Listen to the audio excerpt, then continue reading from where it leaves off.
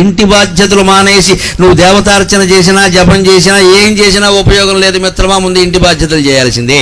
ఇంటి బాధ్యతలు ఆడబాధ్యతలు వేరు, మగ బాధ్యతలు వేరు. మనకి స్పష్టమైన గీత కూడా ఉంటుంది. చేయాల్సింది ఎవరి పని, ఏది ఎగ్గొట్టడానికి వీల్లేదు. ఇక్కడ గృహస్థు ధర్మాన్ని నిర్వర్తించకుండా నువ్వు ఎన్ని పూజలు చేసినా ఫలించవు.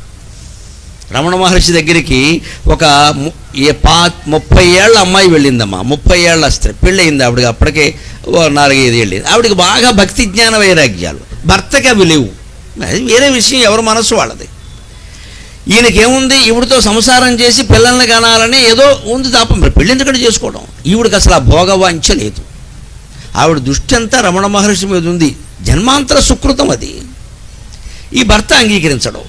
అరుణాచలం పెడుతుంది. ఇక ఆయన ఆవిడ ఊరికి అక్కడ పోతున్నాం అంటాడు. ఆవిడ దృష్టి అంతా అక్కడే ఉంది. చివరికి తట్టుకోలేక ఆవిడ పాపం 30 ఏళ్ళ ఆవిడ నవ యువతి రమణ మహర్షి కాళ్ళ మీద పడి, మా ఆయన ఏదో సంసారం అంటారు, పిల్లలు అంటారు, నాకు అవన్నీ ఒక్కొద్దండి. ఎన్ని జన్మల సుకృతమో దృష్టి అంతా ఇక్కడే ఉంది. ఆత్మజ్ఞానం కావాలి, నాకు ఆత్మజ్ఞానం కావాలి. నేను తెలుసుకోలేకపోతున్నాను. భార్యగా నా ధర్మాన్ని నేను నిర్వర్తించాలా, లేదు ఆత్మజ్ఞానం కోసం వదిలేసి వచ్చేయాలో నాకు చెప్పండి అంటే, పరమహంస పరివ్రాజకాచార్య అనే బిరుదుకి ఒకే ఒక యోగ్యుడైనటువంటి రమణ మహర్షి ఏమన్నాడో తెలుసా?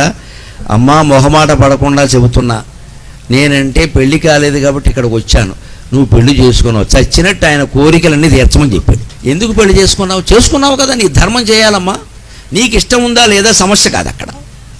ఆయన కోరికలన్నీ తీరాల్సిందే. ఆయన కావలసినంత మంది సంతానాన్ని కను, వాళ్ళందరినీ పెంచి పెద్ద చేయి. 70 ఏళ్ళకి నా దగ్గరికి నేను ఎక్కడికి పోనని చెప్పాడే. ఇది ఆయన చెప్పిన మార్గం. అంత పరమహంస పరివ్రాజకాచార్య గృహస్థ మార్గాన్ని ఎందుకు ప్రబోధించారండి? మగాడు ఆడ ఎవరైనా సరే ఇంటి బాధ్యతలు మానేసి గుళ్ళో చేసినా, లేకపోతే స్వామీజీల పీఠాల్లో చేసినా, మా బోటిగాళ్ళ దగ్గర చేసినా అది కుదిరే విషయం కాదండి. మీ ఇంట్లోనే మీ బాధ్యతలు సక్రమంగా చేయాలి. అది రమణ మహర్షి చెప్పినమాట. పాపం ఆ మాట వినావిడ వెళ్ళి ఆయనతో సంసారం చేసి 3 పిల్లల్ని కనమంటే 3 కానీ 3కి పెద్దవాళ్ళు అయ్యాక పెళ్ళిళ్ళు అయ్యాక 70 ఏళ్ల వయసు ఇక్కడికి వచ్చింది. అప్పటికి ఈయన లేడు ఇక్కడ. ఆవిడ మనసులో అనుకుంది, పాపం నేను ఉంటానన్నాడు, లేడు. అంటే ఆయన శిష్యులు తెలిసిన వారు, ముఖ్యంగా ఆవిడ లేఖలు, సూర్య నాగమ్మ గారు లేఖలు అంటారు, అటువంటి వాళ్ళు చెప్పారు, అమ్మ ఆయన అంటే ఎవరమ్మా? రమణ మహర్షి అంటే కేవలం ఏదో 2 కాళ్ళు 2 చేతులు ఓ గుండు వేసుకుని ఉన్న మనిషి అనుకుంటావా? సర్వాంతర్యామి అమ్మ. ఆయన లేని చోటు ఉందా, ఆయన లేని చోటు ఉందా అని చెప్పారు.